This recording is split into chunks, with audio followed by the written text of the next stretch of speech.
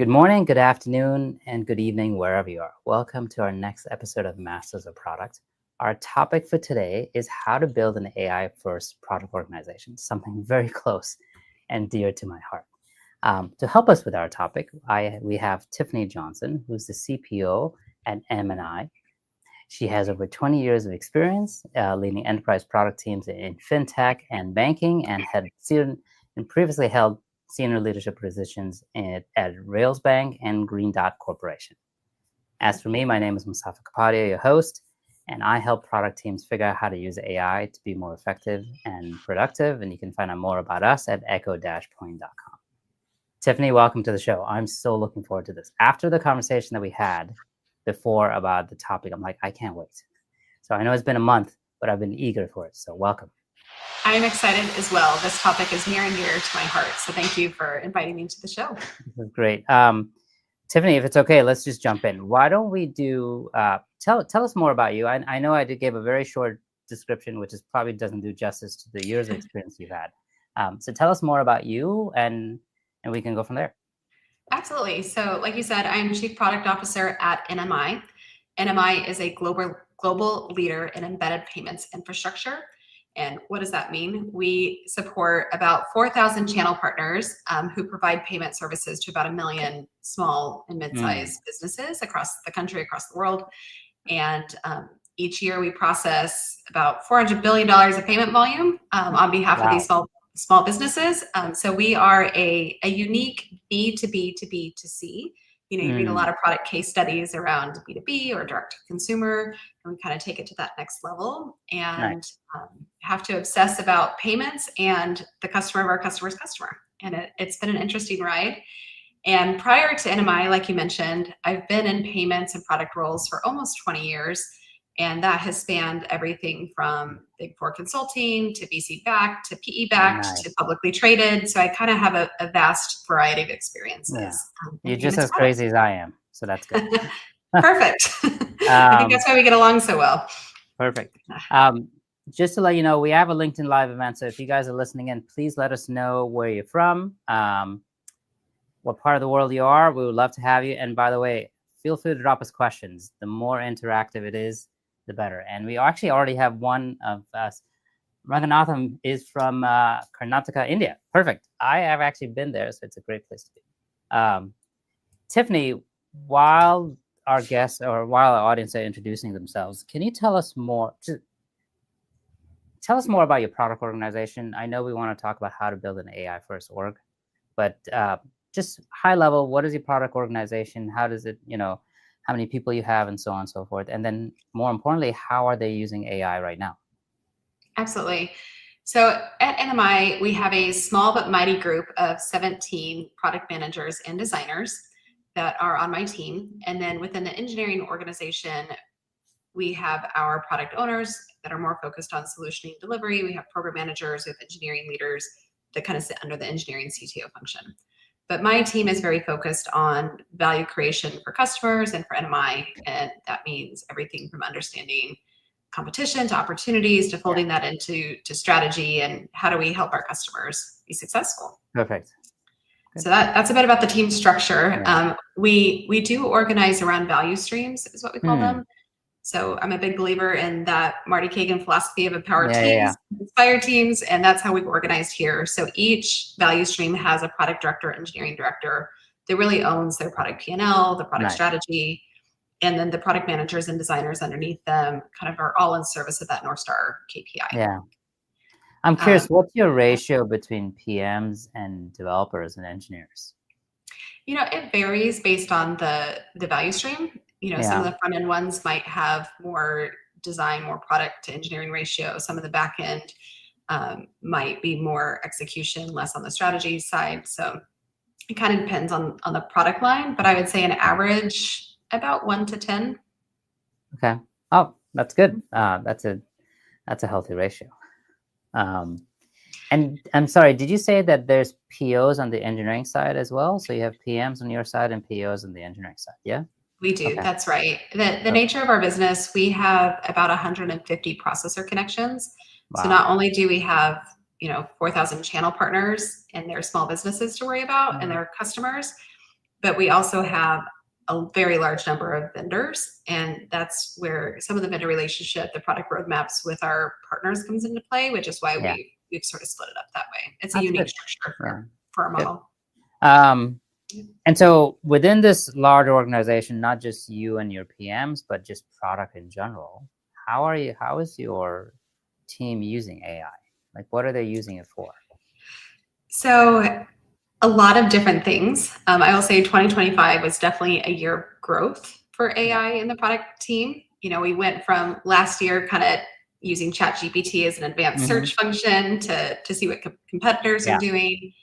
And now we're really folding it into several different areas to help us make decision Hmm. cycles shorter. And that's Okay. everything from, obviously there's still the research, there's pricing, there's benchmarking, kind of that, Yeah. that deep research side. But what I'm excited about is what we've gotten into with, everything from designers, and they're Yeah. using, greenfield design. We're using tools like V0. If it's Nice. an existing design system, we, use Figma with Make. And we even have some of our designers playing in Cursor and doing some, like, Perfect. actually with existing applications, getting Yeah. into coding. But everything from design to, and I'm happy to share other tools that we're using as well, but from design tools to things like Gong, and Yeah. folding that into recording customer calls that our account managers have. And then Yeah. we have an automated AI feed into Slack that tags us on voice of customer, Yeah. says, hey, somebody talked about your product. Do you want to listen to this clip on the call to see what they said? And Perfect. so happy to go deeper, but there's a lot of different areas that we've started folding AI into our So process. this show is about going deep. So Yes. let me ask you, of the things in the last year or the last 6 months or even the last 4 weeks, whatever time frame you want to use, what has been the most surprising use case that you've come across about how your team is using AI? I don't know that there's a single surprising use case, but there's a lot of really interesting ones. Yeah. Just Tell last me more. week, we launched a new payment component. It's a new embedded component that is fairly technical. Yeah. And my team went out and they discovered Cluso. I don't know if you use this. It's for Yeah. internal video making. Okay. Basically, it's kind of like vibe coding like you would do in Yeah. V0, but it's for creating videos. So they were able to vibe create an internal training video that Oh, looks like wow. a professional production. And they were able to use that to train the sales team and our account management team on how do you describe this fairly Perfect. technical component and what the value it is to the customers. Yeah. And I'd never heard of Cluso, but our team is just super curious and Yeah. going out and finding different tools. I love that. I actually have not heard about it either. So now I have to check it out. That's great. That's the other thing. There's so many tools out there. It's amazing, right? It's sometimes hard to keep track of. It is, and there's new ones popping up every Yeah. week. And I'm curious, what was, it's great to know that you actually have a very curious team, but like anything else, what was the spark, right? When you started using AI, like you said, first you were doing it for research and market research and so on and so forth. But when did you start noticing that AI was truly something that the PMs and your team was starting to rely on? It definitely kind of snuck up where, Yeah. when you look back, it wasn't that long ago that we weren't using it for more than just ChatGPT research. And now Yeah. it's part of our everyday cycle. And I don't know that there's one single catalyst, but I will say that there's a lot of external pressure. It's kind of a buzzword. So every board meeting, it's what's your Yeah. status in AI? What are you doing with AI? And of course, our engineering team, our CTO is fantastic. He's very forward looking and plugged into AI. And it's funny, I was talking to a product manager on my team a few days ago. He said halfway through Q3, we do quarterly planning where we lock in customer commitments and align Yeah. with marketing and such. He's like, halfway through the quarter, my engineers had already finished everything we planned.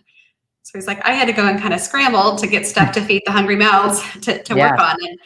And so I think we're starting to realize that without AI, we're not going to be able to keep up with some of the engineering efforts that they're doing as well. So it looks like it started with engineers using AI more to be for the coding piece, which then created extra capacity.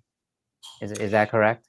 Okay. It's certainly part of it, but I think we also realized that the user feedback loop was taking too long, Mm, especially, I mentioned before we're that B2B to B2C. So getting not just user feedback from our channel partners, but from the merchants and the cardholder, it takes a long time to build Yeah. prototypes and get that out. And now if we have an idea, we just go into V0, we vibe code up a mockup and say, what do you think? Would you buy this? What would you pay Yeah. for it? And so as with any product It just cuts down organization, yeah. yeah, that decision making and trying to, what are the problems we're trying to solve? Both, in that case, it's how do we get user feedback faster? Yeah. And so AI is helping us address That's those. awesome. Have you guys played around or experimented anything with digital twins or synthetic users to get feedback? Not in product so much, but we do in sales. So we actually have a whole synthetic customer profile that feeds off of our knowledge base articles. So our sales team, when they go through training, both as new hires and ongoing Yeah. training, or as new products come out, they have to pitch to the synthetic customer that will give feedback, and they'll actually score them at the end on how well they did at overcoming objections. And that's been an interesting process. Yeah. It's great. I mean, some of the product teams that we're working on are really focusing a lot on digital twin. So basically not just synthetic users, but they'll do digital twins of themselves, so they can actually have a coach that can guide them. They do digital twins of their product, of their competitors, all throughout the entire cycle to get different validation points as they're going through, right? I love that. That's not Yeah. been on my radar. I might have to ping you offline to learn a bit more about that and where we get It's started. great because it really focuses on second order functions, which I think is just hard for humans. So for example, if I'm about to drop this feature at this price point, how are my competitors going to react? Right? Those kind of insights are hard, by the way, for anybody. And yes, you can pay a lot of consulting money to do that, but it's great that you can actually get an early validation. Or for sometimes, you know how those users are just hard to get to, and so you can drop in a synthetic user to be a digital proxy. It's never the real thing, but it's good enough to kind of get a quick hit. Or ask those crazy questions that you would never dare to ask a question in the meeting to a user, right? I mean, those are the kind of things that we have. We have a client right now who's heavily invested in synthetic users, and all they're doing is building different users, especially with the UX team, because they have, I'm sure you guys are the same boat, so much good research that just kind of sits in decks and reports. And then you take that and turn that into a synthetic user that you can then farm out. So I love that. We're in the process of rolling out. We've traditionally been sales-led growth, and we're given payments is so there's a growing demand in the software industry. So we're launching a PLG, product-led growth function that's self-sign up. And in my mind, what I'm hearing as you're talking about that is, hey, we need to get some of these synthetic users going through our PLG motion and giving us feedback. And it's a good way to test out early, thinking about what may work and what may not work. And the more synthetic users you have, the more different perspectives you get. And then ultimately, of course, you decide, right? Because I never say that AI should never decide for you. AI should give you lots of options. Absolutely. I love the way you guys are working on. So if it's okay, let's go a little bit deeper. Yeah. Sure. So your team is using AI, which is fantastic. But it's also forcing you to rethink the way you organize your teams, right? So tell me more about that thought process and where you are in that reorganization mandate. It's a great question, and it's certainly top of mind. You asked me about the ratios earlier in this conversation, and I said now we're about 1 to 10, depending on the product. I'm actually part of a council called Products That Count. I don't know if you've heard of that organization. Yes. Very much. Okay, great. So we actually had a CPO soiree of sorts, and we're talking about AI and what does that do to organizations. And the sentiment in the room is that, well, it's 1 to 10 today. They think that by end of next year, it's going to be 1 to 2, because engineers are going to be so efficient in their ways of working. But what AI doesn't replace yet, at least, is context, decision-making, empathy. Like you said, AI should give you options, but it can't be the one making the decisions. 100% agree. Yeah. So that capacity and throughput of the product manager versus the engineer, that dynamic's going to be shifting. Yeah. And so ratios are very much top of mind as we think about our 2026 budgeting and what that team structure looks like. But then we're also looking at how is our competitive moat going to change? certain products of ours are quite hard to replicate, Right. and others aren't. Like especially in the front end, we're already starting to see Right. newcomers and entrants in the market pop up. So as we think about where to invest, we're thinking not just about ratios, but what of our moats are deeper that we should continue to defend, and then what are some products that it's okay if they get overcome by startups.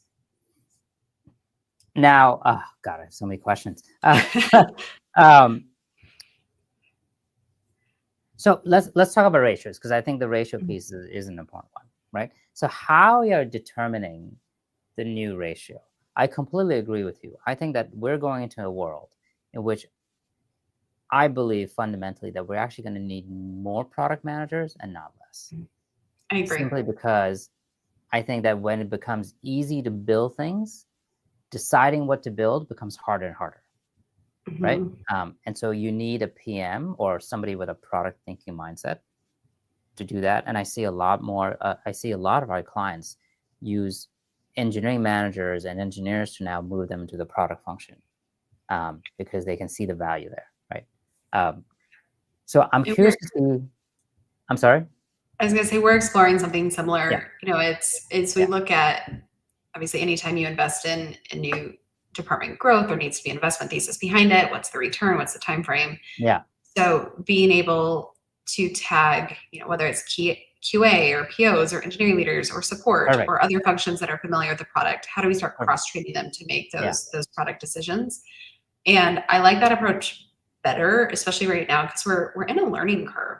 And what we're finding is like some of our front end teams are realizing 50, 100% efficiency gains with AI. Some of our back end teams with the monolithic code base are actually seeing efficiency declines by using AI because it hallucinates or it causes issues and they spend more time troubleshooting than doing the thing.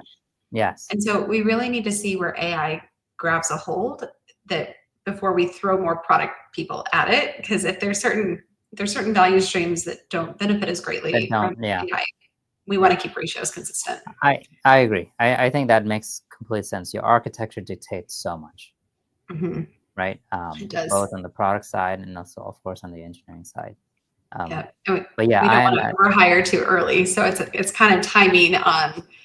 We also don't want to be in a position where you have too much product management and not enough engineering. Yes, and that's why I also think that roles, as we think about it, are kind of blending, right? And so even the line between product manager and product owner, or product manager, product owner, and engineering manager kind of blends. You bring a designer into it, and now a designer can do a lot of what PMs used to do, and vice versa. And so it's a very interesting place to be. And I don't think actually anybody has the answers. I definitely have a point of view, but I don't think anybody has the answers yet, right? Like, but it is good to experiment, because I think the problem with not experimenting is then you start just codifying the old ways of working, and it's much harder to move to new ways. Agreed. How are you playing around? Some of it's just a mindset shift before a true organization shift. We've had conversations with some of our teams that, hey, we just need to check our titles at the door and figure out what is the problem we're trying to solve and who can do it. In some cases, a designer might be using Cursor to write some basic code, or an engineer might be doing some data analytics to figure out what usage is, because the PM's overloaded because of whatever customer feedback loop we're on. And the teams that have that philosophy of put me in, coach, whatever I need to do to be successful with this team are the ones that are doing better. I agree. And I think it also gives people a chance to flex different muscles, right? So you might have a designer who might be really good at product, and they might have a product thinking mindset. And so they are going to flourish, and vice versa, right? And that's across the board. And I think it allows people to do more than what their title is, because you know how it is. People get boxed by titles, right? Yes. I'm curious, have you, as part of this transformation into reorg, I know you're looking at ratios, right? Are you looking at the way your team is structured itself? Yes, very much. So both from a value stream perspective, do we continue to align to business lines? Do we align closer to customer journeys? Because in theory, that should be serving multiple business lines. We're looking at that. And we're looking even at the roles themselves and how those are evolving. Where before, when I would go out and hire, my unicorn would be somebody who has that deep payments expertise and the craft of product. And now that's just not enough. Like you mentioned, you need somebody who's curious and willing to check their title at the door and pick up other tasks. And with AI, it's easier to learn and fill in gaps on payment industry and craft of product that we didn't have 3 years ago. Yeah. And so I think some of that nature of the role is changing. And then within the structure itself, it's not just the product engineering ratio. Great, we relieve the bottleneck pressure on the product, but what about those support functions? What about product marketing? What about support? What about account management? They all have to level up. Yeah. Exactly. I like that philosophy too, because they're absolutely right.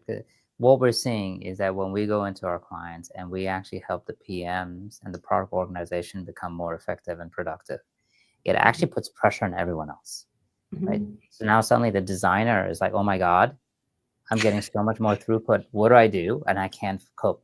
Engineers, and it just depends on where it starts, right? In your case, it started like engineering had so much that like, oh my God, we have nothing to, not that they don't have anything to do, but like we have more capacity, right? And so it puts pressure on whoever is sitting right next to you in the silo, right? And so I think that product is a great place, because if you do it well in product, the impact is domino effect on all the different functions that you just talked about, right? And so you have no choice but to start leveling up all of these teams. Agree. Because I was talking to a CEO the other day, and he's like, why should I start with product? Why not start with engineering? And this is exactly what I told him. I said, listen, if you want your team to get faster, you start with where the decisions are made. And if you can get better and faster decisions, everybody will have to cope, right? Absolutely. And then nobody wants to be the person who says, I can't do it because I'm slowing down, right? And so it's just positive momentum. Absolutely. I'm curious if you've encountered in any of these product-led AI transformations, sometimes product can become a bit of a dumping ground, so where there might be capacity constraints that ripple effect in other departments. Oftentimes they'll look to product and say, well, you're trying to get this out the door. I don't have capacity to do the thing. Can you just do it? How do you manage that balance on short term? Of course, like we're going to rally around it. We're going to get it out the door. But how do you protect product from becoming all things to all people and still maintaining our core purpose? That's a very good question. I think that's a fundamental struggle in a lot of organizations about is product short-term or long-term, right? And I have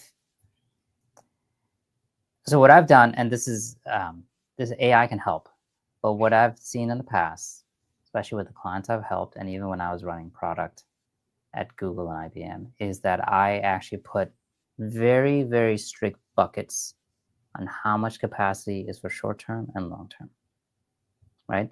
And I said that, okay, your roadmap should contain only 30 to 40% of short-term bug fixes or whatever you want to call it, and 60% on new ways to actually move the needle. And by putting those really hard constraints, I have found that people complain like crazy. But eventually they kind of start falling into the buckets, right? And so by fixing it at the roadmap level, I say, okay, you can put a roadmap, you can put whatever you want in a roadmap, but it's a 60-40 split or 50-50 split. Actually, the ratio doesn't matter, right? What matters is the two buckets. And you can actually even have, I have a friend of mine, he has 3 buckets. He has short-term, mid-term, long-term, right? And he forces them to put the roadmap in those buckets. And so it forces the PMs to push back on people who are saying, I need this short-term, right? But it also forces what I've seen, which is I think is a real challenge with some product organizations, is that they become so short-term focused, because like, well, my customer's asking me for this, so I have to do it, right? That they lose the whole long-term perspective about where the product is and where the industry is growing. This is really where you get the most value out of product. right? Absolutely. So Tiffany, even if you have even a 20 or 30% bucket, that's better than nothing, right? Does that make sense? It does. And an analogy comes to mind. I've talked to my CEO about it before, but if the team spends all their time stamping out ants, they're never going to be able to bag an elephant. Yeah. And it's like, Exactly. there's so many, this customer's on fire, this customer wants a thing. And how do we address each of those? But if all you do is address the short term, you could never get that next strategic milestone. Yeah. And now you have a different dynamic too, because if you have, it depends on how your engineering team is using AI, right? Because that's a different, that's a whole different beast. Because I have a client in which they say that, okay, I fixed this one bug in my code base. And then they have AI scour through the rest of the code base and say, where is this type of bug that we find all the time? And then they actually proactively fix it. And so there's ways that you can now use AI in different ways in which it can, there always is this nirvana state that things would be predictive and, the code would fix itself, right? But with AI, we're getting closer and closer because I'm like, well, I just fixed one problem. Let me find all similar problems like this and see if I can apply that same patch. So there's things that you can do now that will alleviate and even force you to say, okay, if I'm going to do only 40% of break fix or customer request or whatever, however you define it, maybe I use AI for like 90% of those work, right? Depending on the architecture, like you said. And so that alleviates some of that stuff. So I think there's ways in which you can still use the classic product management philosophies, but then you can use AI to kind of accelerate it, if that makes sense. Right? Yeah, it absolutely does. Right. So there's it's amazing. And then coming back to your earlier point, when you force your PMs to put 40 or 60% of the bucket on long-term thinking, it really changes their mindset. It forces them to look up, right? Because you get so bogged down in fires, but that is where I think you start moving the needle. So, but I'm curious, how are you guys tackling that problem? We do something similar. We manage our roadmap in terms of now, next, later. You mentioned short term, midterm, long term. So we do bucket things there. At an enterprise level, we actually have quite a good structure where we use what we call strategic imperatives. So every year we have, or every 3 to 5 years, we kind of set our strategic imperatives that as an organization, we want to tackle together. And then every year we set our tactical imperatives. What are the top key tactical things we need to achieve in year? Yeah. Because most things aren't just product engineering. It requires finance and marketing and cross-functional support. So I do like how NMI has structured that at like an executive level down. Yeah. And it helps us very rally much. It's very much strategic initiatives. And do you guys use OKRs? We do. So within the strategic imperative, that's the 3 to 5 years, each of our departments comes up with OKRs in service of those. Yeah. We have KPIs and everything that we're accountable to. Nice. Yeah. OKRs are hard to put together, but I think if they're used well, they can be a real powerful tool. Right. Agree. Yeah. Especially if the hardest part is that business alignment and making sure that they're consistently used across the org. So in your organization, do you sit under the business or do you sit under the technology department? So I report to the CEO. Okay. So you are part of it. Okay. Yeah, I'm on the executive team. Right. Participate in board meetings. And that makes a huge difference too. Trust me. Right. Yes. Because otherwise you're taking orders from somewhere else and that doesn't always work for product. Yeah. So my peers, the CEO is a peer, our chief revenue officer is a peer. Perfect. Yeah. Right. I think that setup really works. Right. Let me go back to the organization change that you were talking about, if that's okay. We kind of talked about ratios. We kind of talked about structure. What about process itself? Like, have you put in? So, for example, some of my clients have now said that, okay, every PRD must come up with a clickable prototype, right? That's just the new expectation. You have to write the whole thing with AI. You have to spar it with so on. So one of my clients has even built, the CPO has built a digital twin of himself. And he's like, you need to have this digital twin review your PRD before you actually come in and meet with me. And so people are putting processes together like this. I'm curious, have you guys codified any of the changes that you're putting together or new processes that you put together? We have. I'm learning a lot from you, so I'm going to have to go back and watch the recording and take my own notes on always looking for ways to improve and make it better. We are looking at areas like using AI to take what we call a portfolio epic, which is sort of an initiative summary, the business case, what we're trying to do. And we have an AI tool that can digest that into user stories that are team specific. So it'll identify what are the areas that are needed from each team. So there's bits and pieces we've pulled in. I talked earlier about some of the voice of customer that's been codified out of Gong and feeding that in. So there's different pieces of it, but it's very much a journey. And every quarter we're kind of doing a retro on, okay, where could AI have helped us and where should we continue investing? And I think in terms of the V0 or the vibe coding or the clickable prototypes, we need more designers. And I'm actually actively recruiting for 2 new designers for the team because we agree that we would like to make that a standard. We just don't have the capacity yet to support it. But why just designers? Because right now with Bold and Lovable and V0, you don't need to have a designer. You can do, again, it's a clickable prototype is not going to be the final piece, right? But coming back to the idea that I think a designer or a product manager can actually build a prototype. I agree, and we do. All of our product managers are we've used Lovable and V0. We tend to prefer V0 a bit more. But they're both great tools. The part of the reason for the designer push for us is driving some consistency of the experience across product lines. And we've grown by way of acquisition in some regards. So some of our journeys span heritage acquisitions. So that's where the designer really comes into play on finding, okay, what is the best way to stitch this together in a way that actually looks like one journey. And I mean, I agree with you. And I think, I love designers. They actually have they have a different eye, which is so important. And it makes all the difference, right? I'm curious, as you're going through this transformation, and I've been looking at the time, I can't believe we're almost out of time.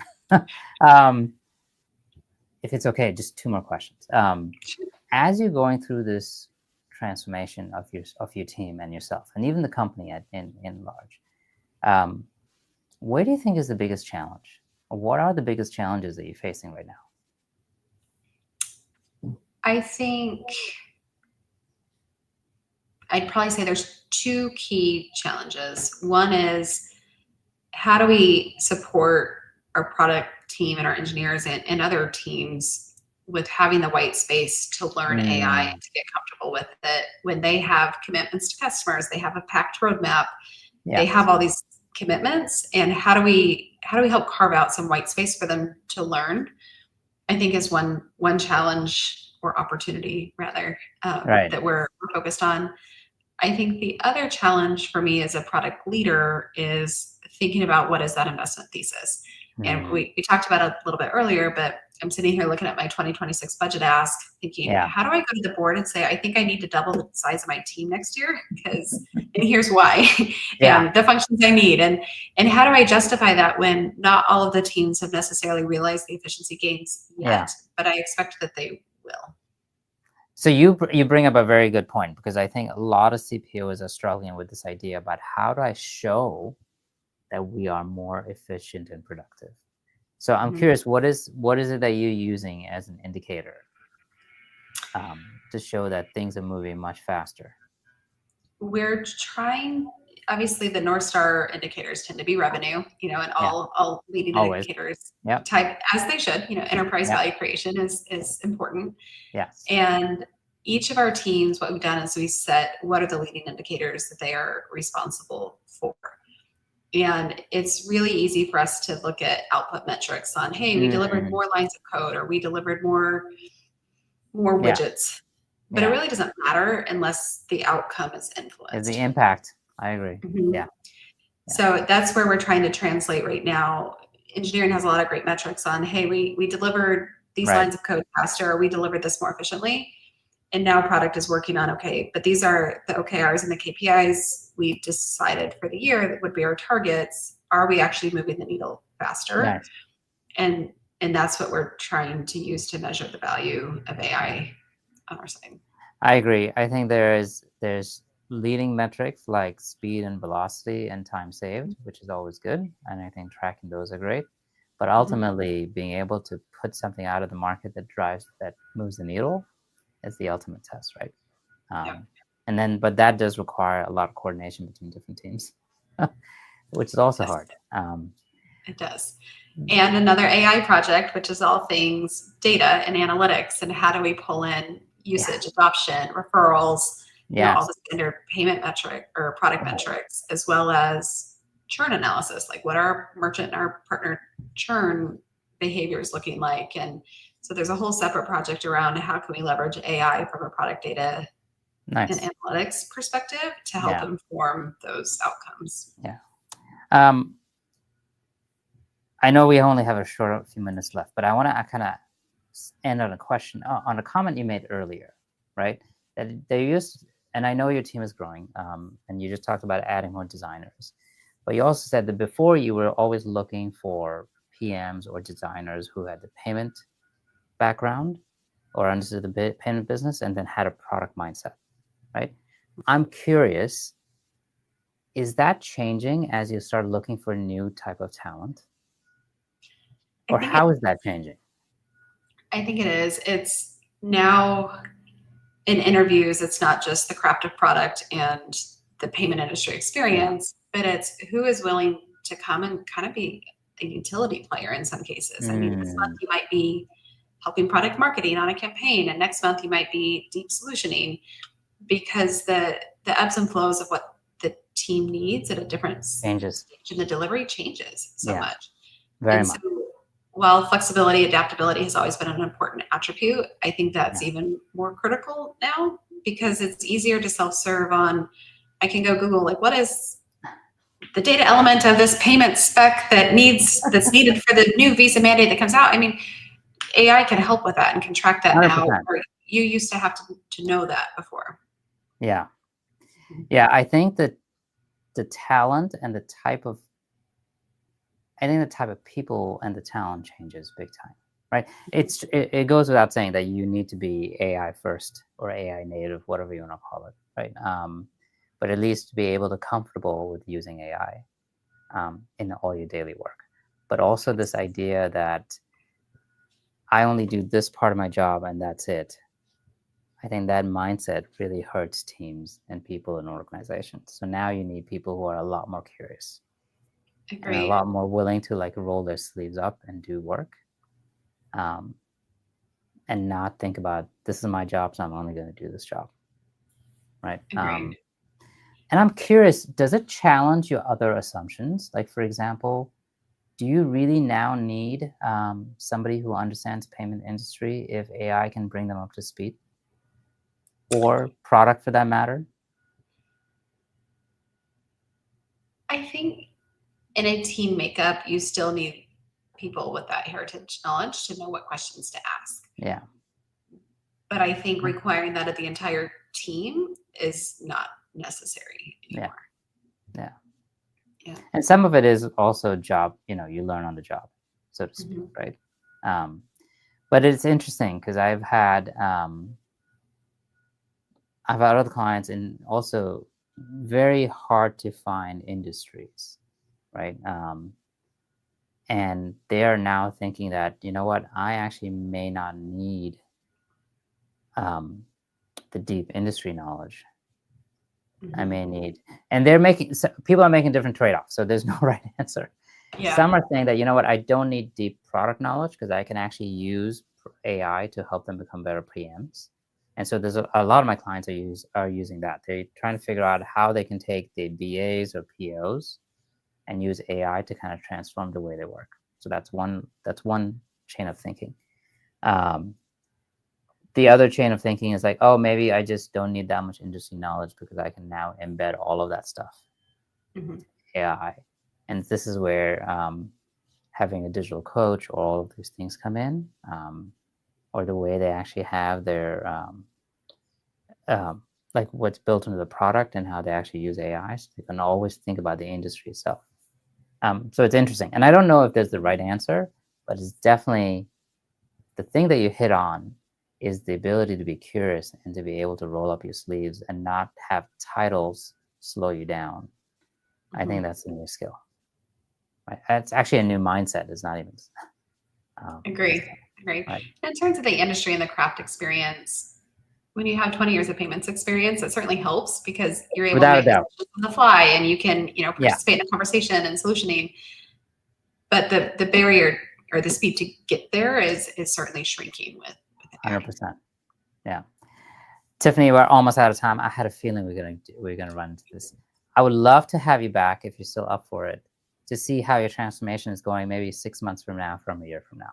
That would be great. I think it's great to know that you're leading the charge. And kudos to you, by the way. I don't know, you probably know this, but I'm going to share with you anyways.